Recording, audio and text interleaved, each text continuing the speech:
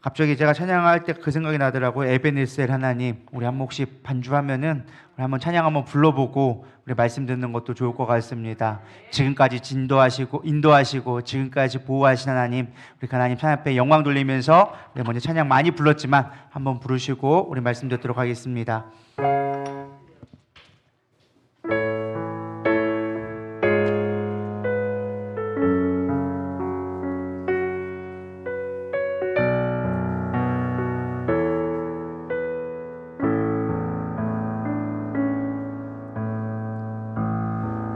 감사하신 하나님, 에베네셀 하나님, 살아계신 하나님, 에베네셀 하나님, 여기까지 인도하셨네. 감사하신 하나님, 여기까지 인도하셨네. 살아계신 하나님,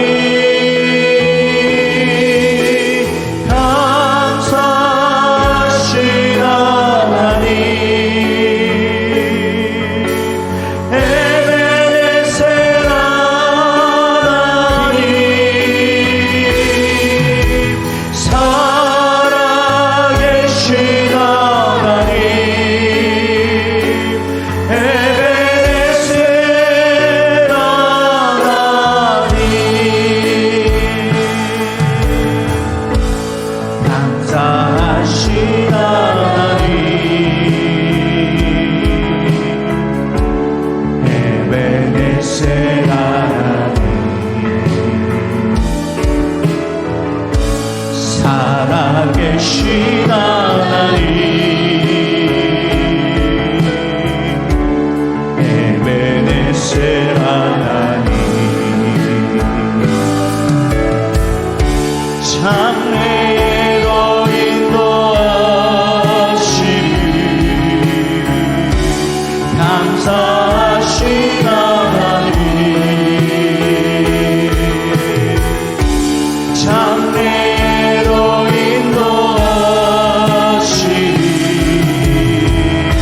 살아계신 하나님, 감사하신 하나님, 에베네셀 하나님, 살아계신 하나님,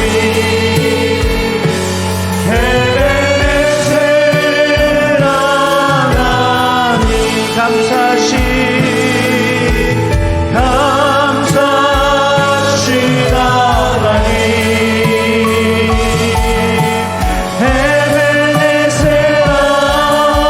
에베네셀 하나님, 살아계신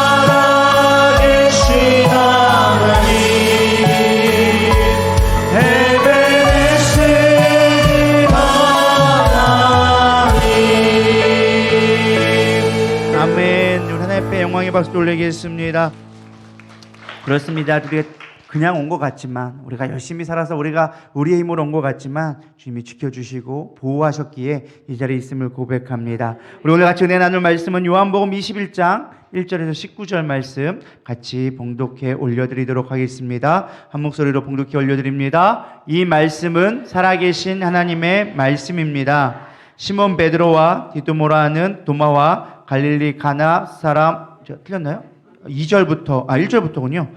죄송합니다. 제가 2절 읽었네요. 다시 읽도록 하겠습니다. 시작. 그 후에 예수께서 디베라 호수에서 또 제자들에게 자기를 나타내셨으니 나타나신 일은 이러하니라. 시몬 베드로와 디두모라 하는 도마와 갈릴리 가나 사람 나다나엘과 세베대의 아들들과 또 다른 제자들이 함께 있더니 시몬 베드로가 나는 물고기 잡으러 가노라 하니 그들이 우리도 함께 가겠다 하고 나가서 배에 올랐으나 그날 밤에 아무것도 잡지 못하였더니 날이 새어 갈 때 예수께서 바닷가에 서셨으나 제자들이 예수님이신 줄을 알지 못하는지라.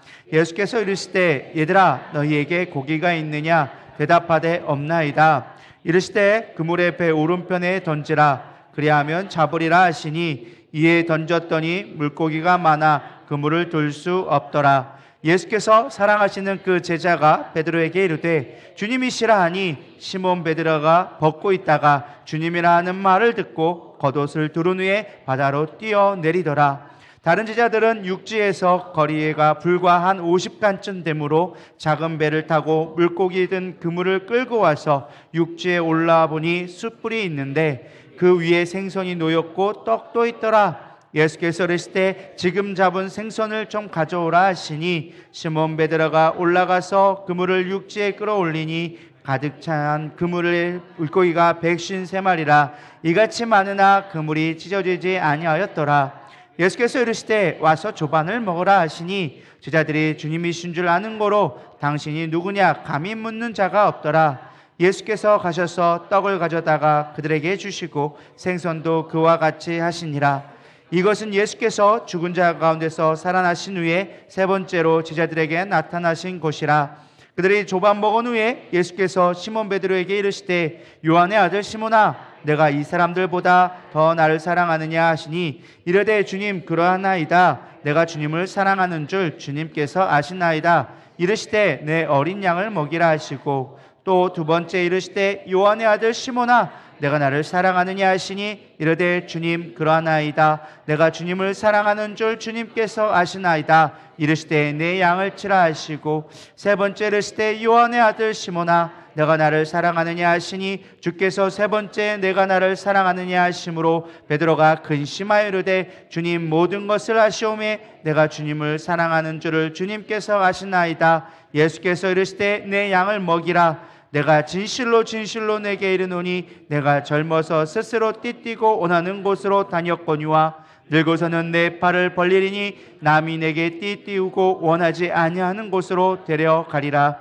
이 말씀을 하심은 베드로가 어떠한 죽음으로 하나님께 영광을 돌릴 것을 가리키심이로라. 이 말씀을 하시고 베드로에게 이르시되 나를 따르라 하시니 아멘. 네, 오늘이 2023년도 제가 하는 설교의 마지막입니다. 그래서 한 달 2024년도에 새롭게 이제 모습을 뵐 건데 올해 제가 마지막 설교를 하는데 어떤 설교를 하면 좋을까? 원래는 금요일 날이면 제가 사도행전 강의를 했는데 사실 2장밖에 안 남긴 했어요. 그래서 이걸 마무리를 해야 되나 하다가 그거보다는 한 해를 마무리하는 설교가 더 나을 것 같다 싶어서 오늘 본문을 선택했습니다. 사실 우리가 신앙생활을 하다 보면 우리의 인생은 결국 실패하고 넘어지고 또 그 자리에서 일어나서 또 다시 그 힘겨운 발걸음을 걸어가는 자체가 우리의 신앙생활이 아닌가 생각되어집니다. 그 누구도 정말 내가 올곧게 신앙생활하고 한 번도 넘어지지 않았으며 남들 보기에 언제나 쿨하고 쌈박하고 아싸하게 완벽하게 신앙생활한 사람은 아마 없을 거라고 생각되어집니다. 다 누구나 실패하고 넘어지고 찌질해 보이고 너덜너덜하고 비참하고 또 내 자신 스스로도 용납할 수 없는 그런 모습들이 있으리라고 생각되어집니다. 별로 반응을 안 하신 분들은 자기는 완벽하다고 생각하시는 분이라고 생각하는지 모르겠습니다. 어쨌든 저는 그랬던 것 같아요. 저는 한 해를 뒤돌아보면서 내가 하나님 앞에 무엇을 했을까? 내가 무엇을 남겼을까? 나는 과연 하나님 보시기에 어떠했을까? 생각했을 때 참 부끄러움밖에 고백할 게 없다라는 생각을 하게 되어집니다. 그럼에도 불구하고 중요한 것은 우리가 또다시 일어나서 주님 앞에 매달리고 나아갈 수 있다는 게 우리에게 은혜가 아닌가 생각되어집니다. 오늘 본문은 사실 여러분들이 너무나 잘 알고 있는 말씀입니다. 우리 3절 보면 나와 있죠. 시몬 베드로가 나는 물고기 잡으러 가노라 하니 그들이 우리도 함께 가겠다 하고 나가서 배에 올랐으나 그날 밤에 아무것도 잡지 못하였더니. 지금 이 상황이 어떤 상황입니까? 예수님이 십자가에서 죽으시고 그 모습을 보면서 자신이 세 번씩이나 부인하고서는 예수님이 그 죽으시는 모습, 장사 지내는 모습을 보고 낭망되어져서 다시금 고향에 돌아와서 어쩔 수 없이 내가 어떻게 죽을 수 없어 차마 예수님 따라 죽지 못했던 그 과오를 남겨놓고 예수님과 3년 반 동안 따랐던 그 모든 것들을 내버려 두고 다시금 옛삶으로 돌아와 수고를 하는데, 중요한 건 그날 밤에 뭔가 좀 잡혔으면, 그래서 옛날처럼 내가 한 가닥 한 거 있으니까 그렇게 또 잘 잡혔으면 사실 그냥 넘어갈 수 있는데, 그날 밤에 밤새도록 수고해도 아무것도 잡히는 게 없는 거예요. 우리가 주님을 떠나서 다시금 세상 속에 돌아가서 잘 살 수 있을 것 같은데 막상 그렇지가 않다라는 거예요. 내가 주님 때문에 힘든 것 같아, 다시 돌아가야지 했는데 그렇지가 않다라는 거예요. 한 손에 잡히는 게 없고 실패하는 것 같고 후회하는 삶에 되어지고, 내가 그때 예수님을 부인하지 않았다라면, 그때 내가 예수님 끝까지 따라갔다라면 과연 내가 지금 여기서 이렇게 하고 있었을까? 이 밤의 허무함을 내가 과연 견뎌낼 수 있었을까? 그런 생각을 하게 되는 것 같습니다. 우리도 한 해를 뒤돌아보면 그런 것 같아요. 나름 최선을 다하고 정말 가정을 섬겼고 직장에서 목숨 걸며 정말 충성했고 신앙생활에서도 최선을 다했지만, 사실은 그럼에도 불구하고 여전히 내 손에 뭔가 남은 것이 없는 것 같고 뭔가 허무함이 찾아오기도 하고, 이렇게 나이만 먹어가는가 싶은 그런 생각이 들 때가 있을지도 모르겠습니다. 그럼에도 불구하고 우리가 다시금 돌아섰고 그 실패를 딛고 일어나서 한 걸음 또 나가야 된 이유가 무엇이냐? 사실 그 누구도 실패와 이런 좌절에서는 자유롭지 않다라는 것입니다. 하나님께서 들어 쓰시는 자들의 특징은요, 완벽하고 실수가 없던 사람은 단 한 사람도 없었습니다. 모두 실패했고 넘어졌고 부끄러웠던 과거의 상처들을 다 가지고 있었던 자였습니다. 아브라함도 그랬죠. 어땠습니까? 또 야곱도 그랬고 모세도 그랬고 다윗도 그랬고 사도 바울도 다 한 번씩은 다 실패하고 넘어지고 우리가 부끄러운 것들을 하는 모습을 보게 되어집니다. 아브라함은 하나님 말씀에 순종하지 않아 애굽으로 피신 갔다가 마누라를 팔아먹는 그런 역할을 하게 되어지고, 야곱은 형을 속이고 아버지를 속이고 외삼촌을 속이고 평생 속이다가 자신도 뒤통수 받는 그런 삶을 살게 되어지고, 모세는 사람을 죽였고 다윗은 밧세바를 취하고 자신의 충성스러운 신하 우리아를 청부살인을 하는, 우리 세상적으로 보면 참 저런 것도 하나님이 쓰셨나 싶을 정도로 사실은 연약하고 부끄러운 모습들을 가지고 있었습니다. 심지어 바울은 교회를 가장 먼저 핍박했던, 하나님을 열심히 섬긴다고 했지만 가장 많이 핍박했던 자였다라는 것을 뒤늦게 자신이 깨닫게 되어지죠. 모두를 은혜를 입었다 하지만 그럼에도 불구하고 넘어지고 실수할 수 있다라는 것입니다. 그렇게 우리도 한 해를 뒤돌아봤을 때 실패한 것 같고 내가 무엇을 남겼나 싶다 할지라도 하나님이 때가 되어지면 쓰실 것을 믿음으로 우리가 나아가야 되리라 믿습니다. 중요한 건 두 번째는 무엇이냐? 우리가 실수와 실패는 할 수 있어요. 누구나 다 한다는 걸 우리가 알 수 있어요. 중요한 건 무엇이냐? 그것을 디딤돌로 쓸 수 있는 지혜가 필요하다라는 것입니다. 어떤 사람은 맨날 실패만 하는 사람이 있어요. 실패하고 또 실패하고 또 실패하고 그 나물에 그 밥으로 맨날 바뀌지 않는 사람이 있습니다. 근데 어떤 사람은 실패를 하면 그거를 딛고 발전되어지고 나아가는 사람이 있다라는 것입니다. 오늘 베드로는 사실 실패를 했지만 나아갈 수 있었던 사람이에요. 우리가 어떻게 하면 나아갈 수 있을까 좀 생각을 해보기 원합니다. 가장 먼저 우리가 좀 해야 될 것은 무엇이냐? 우리가 실패할 때 실패에 너무 길들여지지 않아야 한다라는 것입니다. 내 예상과 계산과 소원을 이루지 못한 것이 실패처럼 느껴질 때가 있습니다. 그런데 그것이 우리가 결론이 되면 안 된다라는 것입니다. 많은 사람이 실패하면 그것으로 끝내려고 해요. 그것이 나의 끝이라고 생각해요. 근데 그게 끝이 아니라는 거예요. 그것을 하나의 과정으로 여기면 우리가 성공으로 나아갈 수 있는 한 걸음이 될 수 있다는 것입니다. 실패를 경험 삼게 되어지고 그 경험이 나에게 능력으로 바뀔 수 있다는 것입니다. 아픈 자를 위로할 수 있고요. 바닥을 쳐본 자가 올라오는 법도 알 수 있게 되어지는 것입니다. 그래서 우리는 세상에 가장 연약한 사람이 실패가 없는 사람이 아니라 사실은 포기하지 않는 자가 가장 강한 자라고 저는 믿습니다. 그리고 무엇보다 중요한 것은 나는 넘어져 있는 것 같아도요, 더 이상 나갈 힘이 없어 보여도 하나님은 우리와 함께 계시다라는 그것을 믿음으로 갖고 나갈 때 우리가 멈추지 않고 나아가게 되리라 믿습니다. 우리가 어떻게 실패가 능력이 되게 할 것인가? 우리 두 번째로 볼 것은요, 바로 아까도 얘기했지만 학습된 실패를 무기력하게 넘어가면 안 된다라는 것입니다. 이런 얘기가 있습니다. 1967년 미국의 심리학자인 마틴 셀리 히만이라는 사람이 어떤 실험을 했습니다. 스티브 마이어와 같이 함께 했는데요. 24마리의 개를 이제 새 담으로 38에 24, 8개 8마리씩 3개의 우리에 넣어서 시험을 하기 시작합니다. 첫 번째 우리에는요, 전기를 주는데 앞에 이제 버튼을 누르면 그 전기가 멈추게끔 세팅을 해놨어요. 그리고 두 번째는 아무리 조작기를 눌러도 반응하지 않게끔 그냥 계속적으로 전기가 공급되도록 쉽게 말하면 고문 아닌 고문을 한 거죠. 그리고 세 번째는 아무것도 하지 않는 그냥 상자에만 가둬놓는 3개의 군을 실험을 했습니다. 그리고 하루 동안 동일하게 그런 계속 전기 고문을 한 거예요. 여기 물론 세 번째는 안 됐겠지만 첫 번째 주고 두 번째 똑같이 줬는데 첫 번째는 그 버튼을 누르면 멈출 수 있게끔, 세 번째는 무슨 짓을 해도 계속 전기가 가게끔 만들어 놓은 것입니다. 그리고 그 다음 날이 되었을 때 그 똑같은 개상 우리에다가 장소를 바꿔서 똑같이 만들어 놨어요. 그리고서는 어떻게 했냐면 이 전기 신호를 다 3개의 집단에게, 첫 번째, 두 번째, 세 번째 집단에게 다 전기를 주는 실험을 했습니다. 그럼 전기를 주면 그 애들이 뛰어넘을 수 있도록 얕게끔, 딴 때는 이렇게 다 막아놨지만 이번에는 뛰어넘을 수 있도록 그렇게 설계를 해놓고 똑같이 신호를 전기를 줬더니 첫 번째랑 세 번째는 전기 신호가 오자마자 그냥 파닥 뛰어가지고 넘어간 거예요. 근데 우리 아까 두 번째 했던 것, 아무리 우리가 뭐 발버둥 치고 해도 나갈 수 없는 그 개는, 거기에 있는 8마리는 그 우리를 뛰어넘지 않고 그냥 거기서 계속 고통받고 있었다라는 것입니다. 그러면서 이 사람이 뭐라고 얘기하느냐? 이거는 학습된 무기력감이다. 학습된 무력감. 그래서 끊임없이 실패를 반복하다 보면 자신도 모르게 실패를 용납하게 된다는 거예요. 작은 실험이 와도 자기가 충분히 이겨낼 수 있음에도 불구하고 그것을 내가 학습되어져서 나는 이걸 못해, 나 이건 할 수 없어, 나는 원래 지식이 부족해, 나는 원래 힘이 없어, 나는 아무것도 아닌 자야, 이렇게 쉽게 포기하게 되어지고 우울증에 걸리는 환자들이 훨씬 많아진다라는 것입니다. 우리는 학습된 이런 무력감에서 벗어나야 되리라 믿습니다. 그 사단이 우리에게 주는 공격인 것입니다. 실제로 인도에서 이런 방법들을 많이 쓰죠. 어린 코끼리를 발에다가 큰 쇠사슬을 묶어놓습니다. 그리고 큰 나무 기둥에 묶어놓으면 아직은 코끼리가 어리기 때문에 그걸 아무리 발버둥 치고 나가려고 해도 벗어날 수가 없는 거예요. 그렇게 몇 번 이렇게 훈련되어지고 애가 자라는 동안 계속 쇠사슬을 차고 있으면 이 코끼리에게 학습되는 거예요. 나는 이거를 끊을 수가 없어.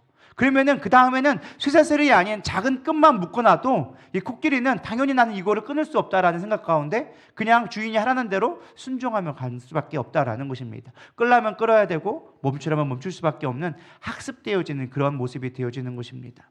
사단은 노리는 것이 바로 그것입니다. 우리를 실패로 넘어지게 만들고 더 이상 생각하지 못하게 만들고 우리가 얼마나 하나님의 자녀로서 큰 것을 바라볼 수 있음에도 불구하고 바라보지 못하게 만드는 것이 사단의 모습이다라는 것입니다. 그래서 요한복음 8장 32절은 이렇게 얘기합니다. 진리를 알지니 진리가 너희를 자유롭게 하리라. 여러분, 실패에 있어서 여러분 두려워하지 않기를 소망합니다. 여러분, 우리가 주님이 주시는 건 자유함인 걸 믿으시기 바랍니다. 한 해 동안 내가 했던 것들이 실패되었다 할지라도 여러분 두려워하지 않기를 소망합니다. 여러분, 우리가 충분히 이길 수 있고 주님은 또 그것을 원하시고 하나님은 그걸 할 수 있도록 힘을 주시는 분이심을 믿음으로 나아가기를 소망합니다. 두 번째, 예수님을 만나게 될 때 우리는 이 실패와 무기력감에서 벗어날 수 있다라는 것입니다. 우리 5절, 6절, 우리 7절 한번 읽어보도록 하겠습니다. 시작. 예수께서 이르시되 얘들아 너희에게 고기가 있느냐 대답하되 없나이다. 이르시되 그물을 배 오른편에 던지라 그리하면 잡으리라 하시니 이에 던졌더니 물고기가 많아 그물을 들 수 없더라. 예수께서 사랑하시는 그 제자가 베드로에게 이르되 주님이시라 하니 시몬 베드로가 벗고 있다가 주님이라 하는 말을 듣고 겉옷을 두른 후에 바다로 뛰어내리더라. 사실 베드로는요, 잃어버렸던 예수님을 다시 만나게 되어집니다. 사실은 두 번째 만날 때는 물어볼 필요 없었죠. 이미 예수님인 걸 알고 있었어요. 우리가 지난 한 해 우리의 삶에 열매가 없다 할지라도 주님의 말씀에 의지하면 우리 가운데 열매가 맺어지리라 믿습니다. 여기 보면 참 재밌는 모습이 제가 묵상하는 가운데 깨닫게 된 것 중에 하나가 베드로가 왜 벗고 있다가 주님이라는 말을 듣고 겉옷을 둘렀을까? 이것이 성경에서 무엇을 의미하는 것일까? 좀 깊이 묵상하게 되어졌습니다. 사실 그냥 우리가 아무 생각 없이 읽으면 베드로가 그냥 어부룩 있다가 우통 벗고 있었으니까 예수님 만나러 가니까 예의상 차리려 가려고 겉옷을 입었나 생각할지는 모르지만 사실 그런 의미로 한 게 아니에요. 이스라엘에서 겉옷은 뭘 이해하느냐? 자신의 신분과 정체성을 나타내는 게 겉옷입니다. 겉옷의 술의 모양을 따라서 자기의 신분증과 대용으로 할 수 있을 만큼 자신의 신분을 정의하는 게 겉옷의 의미입니다. 우리가 생각하는 겉옷이라고 해가지고 외투라든지 이런 마이를 얘기하는 것이 아니라 그들의 삶의 정체성을 보여주는 거예요. 그러니까 쉽게 말하면 벗고 있었다라는 건 뭐예요? 베드로가 예수님을 부인하고 다시 돌아왔을 때 자신이 예수님의 제자라는 정체성을 벗어버린 것을 영적으로 이야기해주고 있죠. 그러다가 예수님이란 것을 만나게 되어지자, 다시금 주님 앞에 돌아가게 되어지자 자신의 정체성을 입게 되어지는 것입니다. 그리고 진짜 전 중요하게 본 것이 무엇이냐? 그가 바다로 뛰어든지라 라고 얘기하고 있습니다. 우리가 바다니까 그냥 어쩔 수 없이 성격이 급해서 뛰어들었나 할지도 모릅니다. 원래 베드로가 성격이 급했으니까, 원래 성격이 급하니까 예수님의 그 순간에 너무 반가워서 먼저 뛰어들어갔다 생각할지 모르겠지만, 여러분, 사람이 아무리 빨라봐야 배보다 빠르지 못합니다. 근데 왜 뛰어들었을까 생각을 해보면 사실 그것입니다. 저는 이 말씀을 어떻게 해석했냐면, 사실 바다는 우리 인생의 모습과 같습니다. 때로는 내 편인 것 같고, 때로는 나에게 모든 걸 주는 것 같지만, 때로는 그 잔잔했던 바다가 풍랑이 되어서 다가오고, 때로는 나에게 모든 걸 한없이 주던 곳이 나와 아무 상관없는 곳으로 바뀌는 곳이 사실은 바다와 같습니다. 사실 지금 베드로는 바다는 어떤 곳이었어요? 실패했던 곳이었어요. 아무것도 얻을 수 없는 소득의 곳이었어요. 깜깜하고 아무것도 볼 수 없는 그 새벽 가운데 베드로는 그 바다로 다시금 뛰어들었다라는 것입니다. 저는 이 말씀을 해석하면서, 하나님, 그렇습니다. 우리가 다 잃어버렸던 소명을, 나의 정체성을 다시금 회복해서 세상 속으로 내가 다시금 뛰어들기를 소망합니다. 나에게 아무것도 주지 아니하고 나에게 아무 소득이 없었던 내가 실패했던 그곳으로 내가 다시금 뛰어들어가서 주님을 만나러 가기를 원합니다. 우리가 주님을 만나러 갔지만 사실 주님 만나는 곳은 우리의 바로 앞에 있는 것이 아니에요. 때로는 우리가 세상 교회에 와야 우리가 만날 수 있다 생각하지만 그렇지 않습니다. 정말 주님을 만날 수 있는 곳은요, 어쩌면 세상 한가운데 나의 삶의 한복판에서 주님을 만나야 되리라 믿습니다. 그 속에 뛰어들 수 있는 용기를 가질 때 주님을 만날 수 있는 기회를 얻게 되어지는 거예요.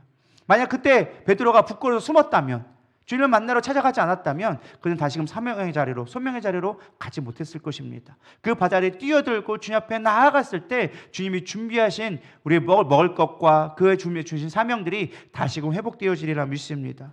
우리가 한 해를 마무리하는 시점 가운데 여러분들의 정체성을 다시금 확인했으면 좋겠습니다. 나의 삶의 실패로 뛰어들어가기 두려웠던 그 모습 가운데 다시금 뛰어들어갈 수 있는 그런 믿음이, 그런 용기가 여러분 가운데 솟아나기를 축복합니다. 그럴 때 주님이 함께 하시는 거예요. 토마스 카일라일은 이렇게 얘기합니다. 길을 가다가 돌을 나타나면 약자는 그것을 걸림돌이라 말하고 강자는 그것을 디딤돌이라 말한다 라고 얘기해주고 있습니다. 여러분, 인생 가운데 어렵고 실패하고 내가 계획했던 것이 이루어지지 않다고, 그것이 나의 인생의 걸림돌이었다고 이야기하지 말고, 우리 그것이 나의 디딤돌이라고, 그 실패와 그 좌절로 인하여서 내가 더 주님 앞에 한 걸음 나갈 수 있다라는 고백을 할 수 있는 저런 되기를 소망합니다.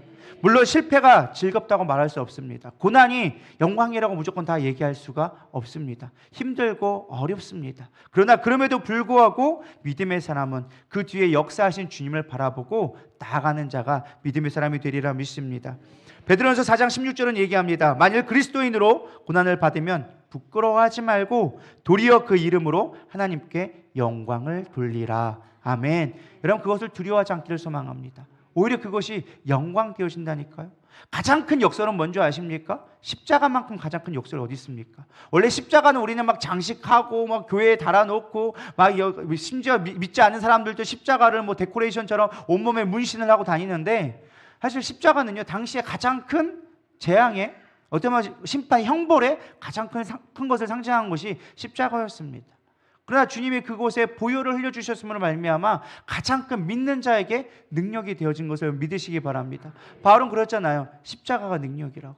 근데 그냥 십자가가 능력이 아니에요. 그냥 목걸이 걸었다고 능력이 되는 게 아니에요. 그곳에 주님의 보혈이 뿌려졌을 때, 그 보혈의 능력이 나에게 흘러갔을 때 그것이 진정한 능력이 되어지고 생명을 살리는 우리의 소망이 되리라 믿습니다.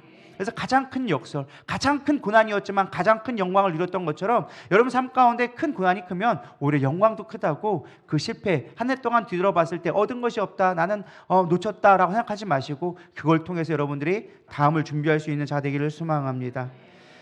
주님께서는요, 실패를 통해서 오히려 더 큰 사명으로 회복해 하시는 것을 우리는 보게 되어집니다. 우리 15절 우리 한번 읽어보겠습니다. 시작. 조반 먹은 후에 예수께서 시몬 베드로에게 이르시되 요한의 아들 시몬아, 내가 이 사람들보다 나를 더 사랑하느냐 하시니 이르되 주님, 그러하나이다.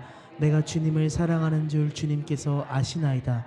이르시되 내 어린 양을 먹이라 하시고. 아멘. 우리 너무나 잘 아는 말씀이죠. 저도 아마 이 설교를 아마 몇 번은 한 대여섯 번은 했던 것 같아요. 요한복음 21장 말씀을 가지고. 근데 할 때마다 사실 새로운 은혜가 있습니다. 사실 우리가 지난 한 해 이루지 못하고 실패했던 것처럼 보여도 하나님은요, 그것을 선하게 바꾸시는 하나님이시더라는 거예요. 베드로가 실패하지 않았다면 그는 참된 예수님의 제자로 살아가지 못했을 거예요. 주님은 오히려 그 실패를 기회 삼아서 바울에게 다시금 제 소명을 이끌게 하시고 그 소명을 통하여서 온전하게 주님을 바라볼 수 있는 믿음의 눈을 열어준 걸 여러분 믿으시기 바랍니다. 사실 우리가 보면 이제 소망 없고 가망 없는 인생 같은 베드로를 부르는 걸 보게 되어집니다. 베드로에게 사실 찾아가서 너 왜 그랬어? 해명을 요구하지 않았고요. 너 앞으로 어떻게 할래? 라고 어떤 강요를 다짐하지도 않았습니다. 대뜸 할 말이 없는 베드로에게 하신 말씀이 너 나 사랑하냐? 라는 아주 생뚱맞은 질문을 하게 되어지죠. 사실 너무 부끄럽고 수치스러웠던 베드로는 아마 도망가고 싶었을 것입니다. 그러니까 사실 이 대답도 되게 애매하게 하죠. 주님이 아시나이다. 아마 그냥 진짜 용기 있을 때면 내가 주님 사랑합니다 라고 대답했을 거예요. 용기 있는 대답이 아니라 사실 이건 어떤 대답이었어요? 차마 부끄러워 주님 앞에 나갈 수 없는 고백 가운데 주님 아시잖아요.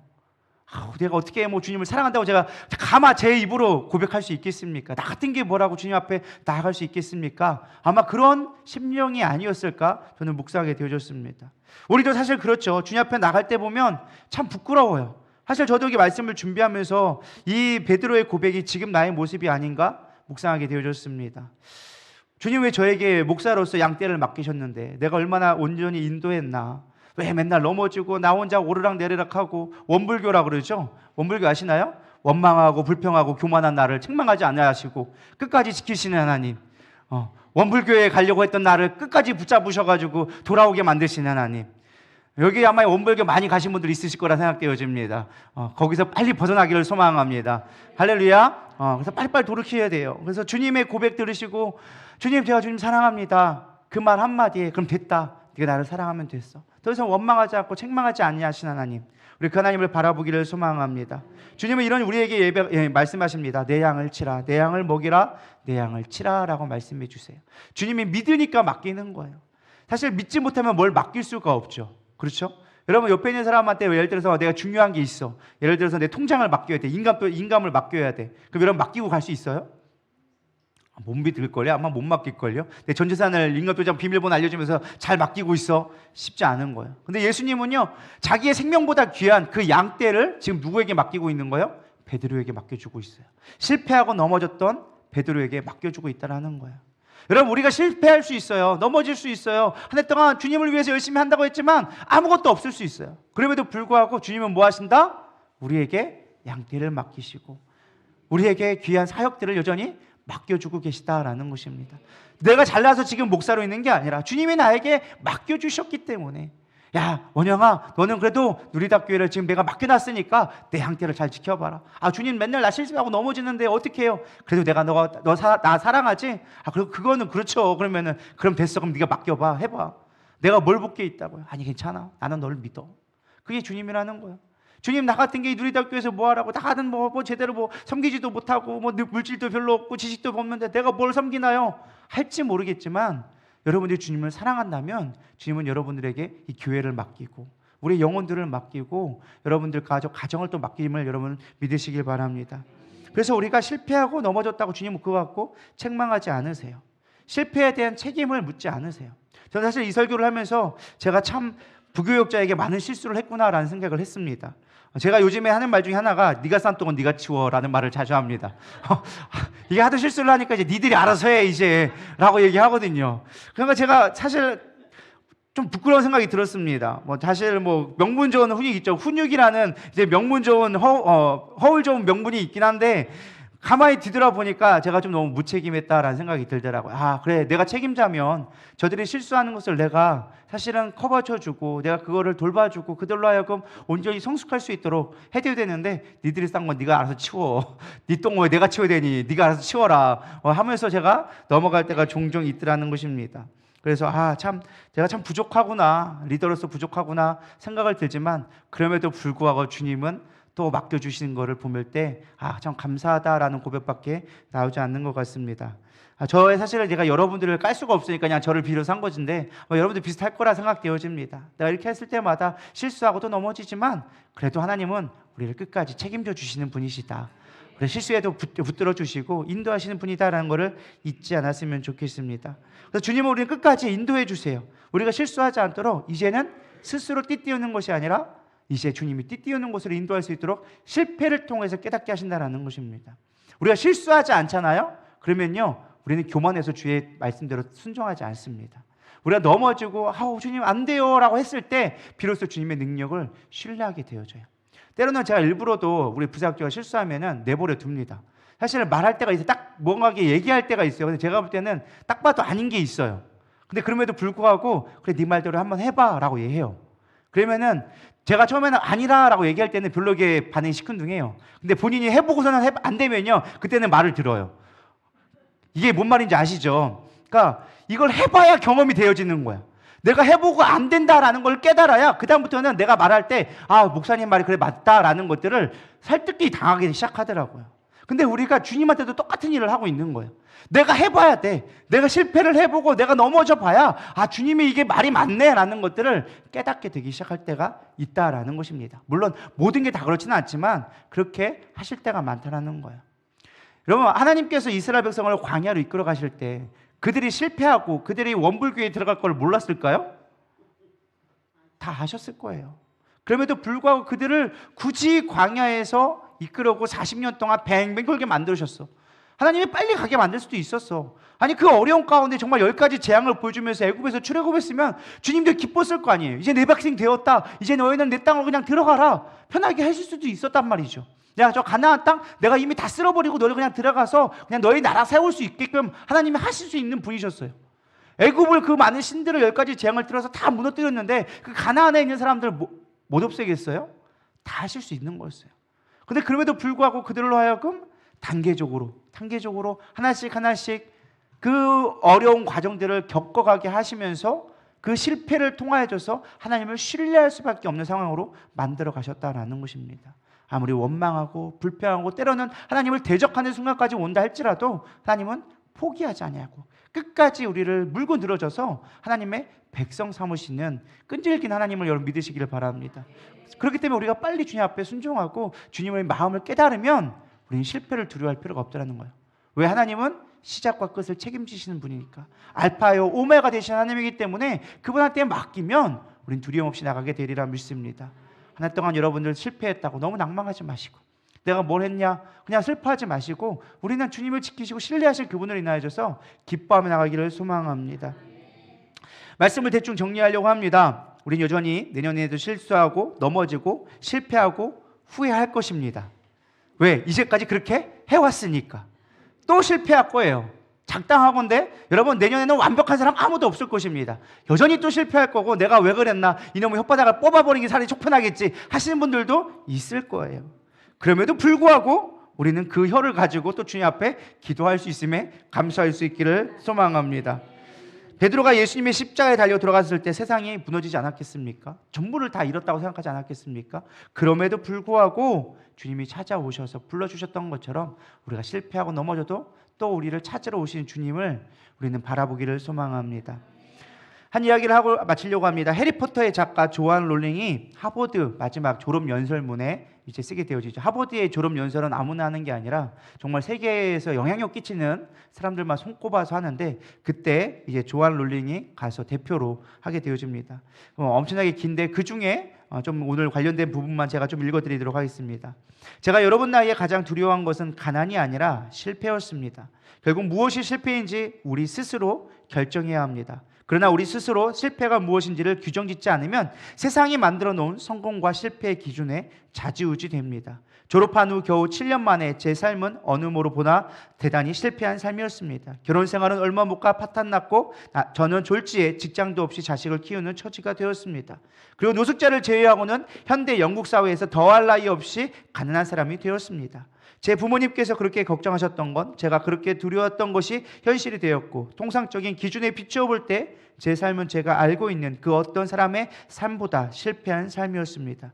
이 자리에서 실패가 달가운 경험이라고는 말씀드리지 않겠습니다. 당시 제 삶은 너무나 암울했고 해리포터 성공 후 언론에서 제 삶을 통틀어 동화와 같은 인생이라고 했는데 저는 그런 동화와 같은 인생이 제게 찾아오리라고는 꿈에도 생각하지 못했습니다. 어두운 터널의 끝이 어디인지, 얼마나 오랫동안 어두운 삶이 계속될지 알 수가 없었습니다. 터널 끝에서 빛을 보게 되는 것은 그저 희망사항일 뿐 현실과는 너무나도 거리가 멀게 느껴졌습니다. 그런데 왜 실패를 하면 얻는 것에 대해 말하려 하느냐라고 물으시겠죠. 바로 실패는 삶에서 불필요한 것들을 모두 벗겨내 버리기 때문입니다. 저는 실패한 제 자신이 있는 그대로 받아들이게 되었고, 제가 가진 모든 열정을 제가 가장 소중한 한 가지에 쏟아붓기 시작했습니다. 제가 소설 이외에 다른 것에 성공했었다면 제가 진심으로 했던 일에서 성공하겠다는 굳은 의지를 다지지 못했을 것입니다. 이미 제가 그토록 두려워했던 실패를 경험했기 때문에 마침내 저는 실패에 대한 두려움으로부터 자유로워졌습니다. 그런 엄청난 실패를 겪어도 저는 여전히 살아 숨쉬고 있었고, 제가 너무나도 사랑하는 딸이 곁에 있었고, 제게는 낡은 타자기 한 대와 원대한 꿈도 있었습니다. 제가 추락할 때 부딪혔던 딱딱한 바닥을 쥐투돌 삼아 그 위에 제 삶을 다시 튼튼하게 지을 수 있었습니다. 여러분은 제가 겪은 정도로 엄청난 실패를 겪게 되지 않을지도 모릅니다. 그러나 살다 보면 누구나 실패하기 마련입니다. 극도로 몸을 사리고 조심하면 실패를 면할지도 모르지만 그렇게 사는 것은 삶이 아닙니다. 실패가 두려워 아무 시도도 하지 않는다면 실패한 것이 없어도 삶 자체가 실패입니다.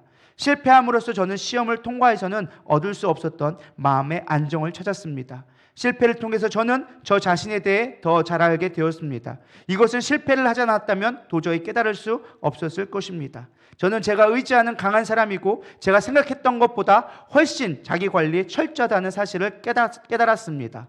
그리고 보석보다도 소중한 친구들이 제 곁에 있다는 것도 깨달았습니다. 실패를 겪고 나서 더 강인하고 현명해지면 앞으로 어떤 일이 있어도 살아남을 수 있다는 자신감을 갖게 됩니다. 우리 자신이 얼마나 강한지, 우리가 맺고 있는 인간관계가 얼마나 끈끈한지는 시련을 겪어보기 전에는 알 수가 없습니다. 이를 깨닫게 되는 것은 진정 소중한 선물입니다. 이 깨달음을 얻기 위해 저는 혹독한 대가를 치렀지만 그것은 제가 얻은 그 어떤 자격증보다도 가치 있는 소득이었습니다 라고 기록해 주고 있습니다. 여기 몇 가지 전 중요한 좀 제 마음을 울리는 것들이 있었습니다. 무엇이냐? 실패를 통해서 정말 중요한 것이 무엇인지 깨닫게 되어진다. 우리가 실패하지 않아 보면요, 내가 정말 중요했던 것이 무엇인지 깨달을 수가 없다라는 것입니다. 그래서 여러분들 그런 것들을, 실패를 사실 두려워하지 않기를 소망합니다. 실패하지 않는 삶이 성공한 삶이 아니라 실패를 딛고 일어서는 삶이 성공하는 삶이다라는 것입니다. 세상에서 가장 위험한 사람이 어떤 사람이냐? 실패를 경험해보지 못한 사람. 그 사람은 언젠가 반드시 꺾어질 거라는 거예요. 근데 그가 꺾어지면 다시는 일어나지 못하기 때문에 가장 위험한 자라고 얘기하는 거예요. 그러나 넘어져 본 자는 다시 일어나는 방법을 알기 때문에 언제 넘어져도 다시 일어날 수 있기 때문에 강한 자가 될 수 있다라는 것입니다. 지난 한 해 여러분들의 뜻 가운데 되지 않았다 할지라도, 여러 가지 여러분 생각했던 것들이 이루어지지 않았다 할지라도 넘어지지 않고 또 부딪혀 보면 좋겠습니다. 제가 안식월을 이제 준비를 하면서 어떤 사람들은 얘기합니다. 정말 부럽겠다, 좋겠다, 연신 막 얘기합니다. 어제 또 사실은 제가 수영장 이제 마지막 12월 마지막 한 해를 마무리한다고 해서 회식을 하게 돼서 잠깐 가게에서 밥만 먹고 왔는데요. 제가 가게 돼서 한 달을 쉬게 됐다라고 얘기했더니 또 다들 부러운 눈치로 저를 보고 있는 거예요. 물론 여기 계신 분들도 저를 부러워하면서 아마 여러분들도 저를 이렇게 상상의 나래를 펼치실 분들도 있을지도 모르겠습니다. 저도 그랬습니다. 처음에 작정하고 이제 하나씩 비행기표를 예매하고 숙소를 예약하고 그러면서 무엇을 할지 찾다 보니까 나름 막 즐겁더라고. 그 순간이 즐거운 거예요. 뭐 엄청 가서 즐거운 게 아니라 그 순간이 재밌고 즐겁겠다, 이거 하면 재밌겠지, 아이들과 지금 행복하겠지 라는 생각을 가지면서 막 상상의 나래를 펼치기 시작했습니다. 근데 막상 시간이 다가오니까 조금씩 현실이 보이기 시작하고 두려워지기 시작했습니다. 태어난 김에 세계 일주 기안 84가 인도 여행 가는 것을 제가 이제 한 달 살아야 되니까 좀 보면서 어떻게 해야 될까 좀 이게 보게 되어졌습니다. 인도 가가지고 엄청 눈탱이를 막더라고요. 그걸 보면서 사실 두려움이 시작하는 거예요. 사실은 그 별거 아닌 돈인데도 불구하고 내가 그게 눈탱이 맞으면 어떡하지? 막 이런 생각에 괜히 두려워지기 시작하는 거예요. 그 뒤에 숨겨진 엄청난 기쁨은 바라보지 못하고 안 좋은 이야기들만 막 눈에 들어오기 시작하는 거예요. 거기 가서 사고도 많이 난다, 뭐 오토바이 절대 타지 말아라, 뭐 눈탱이 맞았으니까 항상 흥정은 잘해야 된다, 뭐 먹을 때 조심해야 된다, 공안들 걸리면은 이렇게 해야 된다 하면서 뭐 찔러줘야 된다. 근데 저게 저랑은 잘 안 맞는 거예요. 전 누구에게 막 아부하거나 막 이렇게 뇌물 주는 거 이런 거 절대 거의 하지 않는 성향이거든요. 근데 그런 거를 해야 되는 거예요. 저는 흥정도 별로 안 좋아하거든요. 그냥 정가제를 딱 좋아하는 사람인데 흥정을 다 하라는 거예요. 모든 물건에 기본은 반을 깎고 들어가라는 거예요. 그리고 단호하게 그걸 얘기하라는데 저는 단호하지 못한 성격이거든요. 그냥 그 남이 그렇게 얘기하면은 그래요? 그럼 알았어요 하고 넘어가는 성격인데 그런 걸 하려고 막 생각하니까 이게 기쁨보다는 갑자기 막 두려워지는 거예요. 그리고 사실 저 혼자 가면야 뭐 저야 뭐 전 세계를 돌아다녀 봤으니까 뭐 혼자야 뭐 두려울 게 뭐가 있겠습니까? 근데 막상 이제 어린 아이들과 이제 가족들을 같이 데려간다고 하니까 부담이 많이 되기 시작하는 거예요. 그리고 우리 식구가 좀 많아야 말이죠. 물론 엄청 많은 것도 아니지만은 이제 무조건 곱하기 5거든요. 여러분 둘이 가는 것과 다섯이 가는 거는 어마어마한 차이거든요. 똑같이 숙소를 해도 딴 데는 뭐 5만 원이면 하는 걸 우리 식구 가려면 무조건 15만 원은 줘야 돼요. 이 5명 들어가는 데가 없어요. 숙소 같은 데가. 막 그런 걸 알아보다 보니까 막 계산이 되기 시작하는 거예요. 그러면서 내가 괜히 간다고 했나? 내가 막을 게 잘하는 건가? 어쨌든 내뱉었으니까 제가 얘기했잖아요. 못 갈 것 같으면 빨리 이게 질러놓으라고. 그럼 쪽팔려서라도 간다고. 그래가지고 질러는 놨는데 과연 맞게 하는 게 맞을까? 지금 이렇게 바쁜 시점에 내가 가는 게 맞을까? 막 그런 수많은 생각들이 저를 짓누르기 시작하는 거예요. 근데 나중에는 제가 느낀 게 뭐냐면 이제 두려워하지 말아야겠다. 이것도 나에게 하나님이 뭔가 계획이 있으니까 내가 계획할 때 할지라도 하나님 그 가운데서 내게 뭔가 보게 하실 것이 있을 거다라는 생각을 갖게 되어진 거예요. 선교지를 보고 오든 아니면 그 문화를 보고 오든 아니면 내 안에 있는 어떤 새로운 변화를 이끌어 오든 하나님이 분명 하실 것이 있을 것 같다. 그러니까 소망이 생기기 시작하더라고요. 까짓거 부딪혀보면 되지 뭐. 눈탱이 좀 맞으면 어때? 그래봐야 뭐 몇만 원이겠지 뭘. 몇만 원에 내 인생 끊지는 않는다. 뭐 이렇게 생각하니까 그때부터는 좀 담대함이 생기기 시작하고 내가 이제 소망이 생기기 시작하더라고요. 제가 왜 이 말씀을 드리냐, 뭐 제가 간다고 자랑하려고 그 말씀을 드리는 게 아니라 전 여러분이 그렇게 됐으면 좋겠다라는 거예요. 인생 하나님이 책임져 주시는데 두려울 게 뭐가 있습니까? 우리가 좀 실패한 것 같아 보여도, 내 뜻대로 되지 않고 내 계획대로 되지 않은 것 같아 보여도 주님은 우리와 함께 계시고 그거 조금 실패하고 조금 손해본다고 인생 망하지 않더라는 것입니다. 제가 보니까 뭐 남들한테 조금 더 준다고 막 망할 것 같고 막 아깝고 그러잖아요. 별로 그렇지 않더라고요.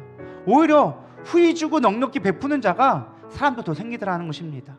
주변도 사람도 더 붙게 되어지고 조금 눈탱이 봐지니까 오히려 그 주변의 곁에 사람들이 더 많이 모이더라는 거예요. 근데 막 그거 따지고 막 계산하기 시작하면요 사람들도 별로 안 붙어요. 그러니까 기한이 만만해 보였는지 마사지 하는데 8명이 붙더라고요. 근데 그걸 갖고 원래는 뭐 한 쉽게 말하면은 뭐 그 나라 돈으로 100원만 주면 되는 거를 500원씩 달라니까 그냥 500원 다 준 거예요. 근데 500원씩 줬는데 돈이 없다고 이제 그만 준다고 하니까 그 몇 명이 서로 싸우기 시작하는 거예요. 그러니까 싸우지 말고 또 거기다 500불을 준 거예요. 그래서 10만 원짜리 마사지를 받고 왔다고 그게 TV에 나오더라고요. 누가 보면 어리석어 보이죠. 근데 제가 그때 깨달은 게 그래 10만 원짜리 마사지 받을 만한 용기가 있다면 세상 어디 가도 별로 두렵지 않겠다. 그런 생각이 들었어요. 우리는 손해보는 거에 너무 두려워하는 것 같아요. 조금 내가 실패하는 거에 너무 아파하는 것 같아요. 조금 손해보고 조금 실패해도 하나님 절대 망하게 하지 않더라는 거예요. 우리 누리답교회가 이제까지 단 한 번도 누구한테 빌붙어 본 적이 없습니다. 담임 목사님이 주면 줬지 누구한테 꾸는 걸 별로 안 좋아하세요. 물론 가끔 뭐 돈이 꿀 때 있지만 까먹을 때도 있고 하시지만은 뭐 그래도 그거 갖고 망하지 않더라고요. 오히려 채워주시고 더 하나님께서 풍성하게 하시고 다 줬어요. 제가 그거는 뭐 다 줬다고 하니까 뭐 그건 믿어야 되니까 다 줬다고 합니다. 포인트는 그게 아니에요. 포인트는 그게 아니고 100%도 망하지 않더라는 거예요. 꾸임받게 하지 않는다라는 거 주님께서 하나님께서 책임져 주시고 그렇기 때문에 지난 한 해 가운데 여러분 두렵다고 내가 내 뜻대로 되지 않았다고 관계 속에서 실패하고 내 어떤 모든 것들을 좀 잃어버렸다고 너무 두려워하지 마시고 채우실 하나님을 기대하면서 우리 누리답교회가 있어서 단 한 번도 한 적이 없어요. 그러나 그럼에도 불구하고 하나님께서는 채워주시고 이끌어주시는 하나님, 그 하나님을 신뢰하며 나가시기를 소망합니다. 우리 이 시간 찬양하시면서 기도로 나아가도록 하겠습니다.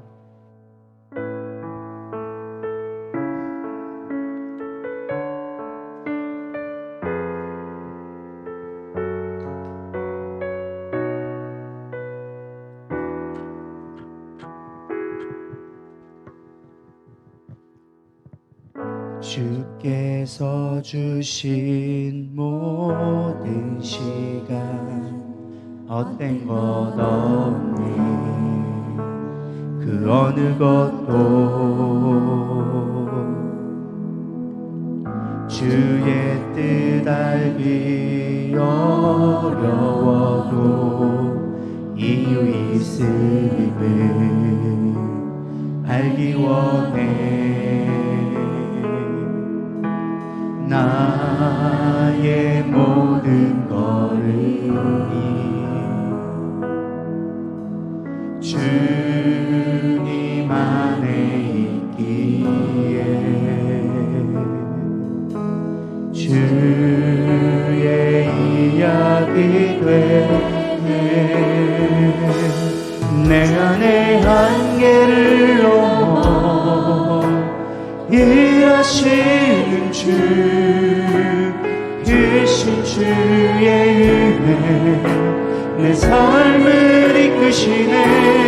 인생의 처음과 끝을 주관하시니 모든 사 주님께 맡기네.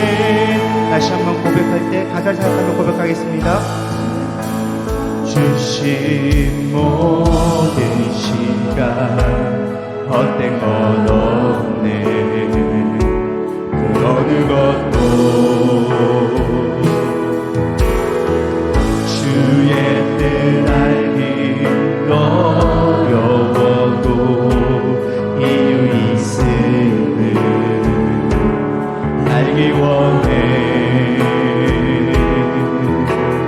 나의 모든 걸음이 주님 안에 있기에 주의 이야기 되네. 내 안의 한계를 넘어 일하시는 주 크신 주의 은혜 내 삶을 이끄시네. 인생의 처음과 끝을 주관하시니 모든 사 주님께 맡기네.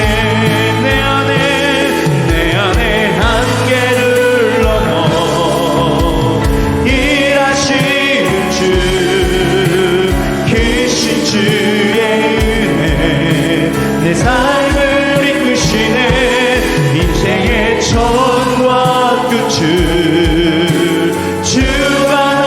주관하시니 모든 사 주님께 맡기네. 오늘 말씀을 생각하면서 우리 지난 한 해 동안 우리가 생각했던 것들이 이루어지지 않고 내 계획과 다르다 할지라도 하나님 그걸 통하여져서 하나님의 일을 이루어 가게 하십니다. 베드로가 실패하여졌고 낭망하여져서 아무 소득이 없이 낭망하고 있을 때 주님께서 찾아오셔서 일부러 베드로 곁에 오셔서 그에게 물어본 건 딱 한 가지였습니다. 내가 나를 사랑하느냐? 오늘 이 실패 가운데 여러분 좌절하는 자가 있습니까? 이 시간 주님을 사랑하는지 다시 한번 질문에 다시금 여러분 진실하게 대답함으로 말미암아 다시금 소망의 자리로 나아갈 수 있기를 소망합니다. 그렇게 되기를 축복합니다. 주님만 붙들었을 때, 주의 말씀을 따라갔을 때 반드시 우리 가운데 승리케 하신 주님, 나의 실패를 가지고 오히려 성공의 밑거름이 되게 하시는 하나님, 디딤돌이 되게 하시는 그 하나님을 신뢰하며 우리 이 시간 주여 세 번 부르며 잠시 기도하며 나가도록 하겠습니다. 기도하시겠습니다. 주여, 주여, 주여. 하나님, 나의 하나를 뒤돌아볼 때 내가 무엇을 남겼는지, 때로는 아버지 주님께서 나를 불러주신 것이 과연 합당한지 의문을 들어가며 낭망할 때가 너무나 많이 있었습니다. 나에게 왜 이런 불안이 왔는지, 나는 과연 무엇을 위해 살아왔는지 허망되어지고 슬픔 가운데 있는 자들도 있을 수 있습니다. 주님, 그러나 이 시간 그 모든 슬픔과 그 모든 실패와 그 모든 두려움들이 이제 변화되어져서 하나님이 이끄시는 삶, 하나님 반드시 나를 불러주시고 나에게 힘주시고 나에게 소망을 주셔서 그 길을 걸어가게 만드시 주님, 내 힘으로 살아가지 아니하고 주님이 뛰어오는 삶으로, 주님이 붙들어주는 삶으로 살기를 원하오니 주님, 이 시간 우리들이 다 모든 성도들 붙들어 주시옵소서. 나의 앞길은 알지 못합니다. 나의 내일은 알 수가 없습니다. 그러나 주님, 나는 연약하지만 주 앞에 나갈 수 있도록 인도하여 주시옵소서. 오늘도 주님만을 의지하기를 원합니다. 나는 오늘 힘들어하지만 나는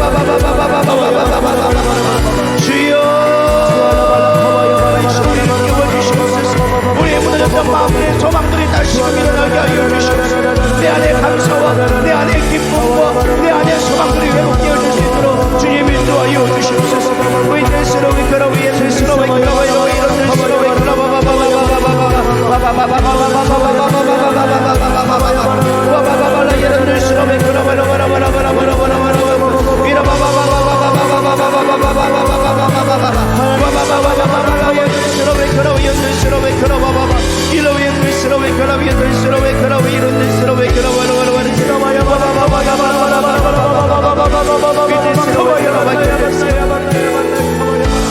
찬양합니다. 주여 우리는 주여 우린 연약합니다. 우린 오늘을 힘겨워합니다. 주뜻 이루며 살기에 부족합니다. 우린 연약합니다. 주여 우린 넘어집니다. 우린 아무도 실수합니다. 주님을 구하는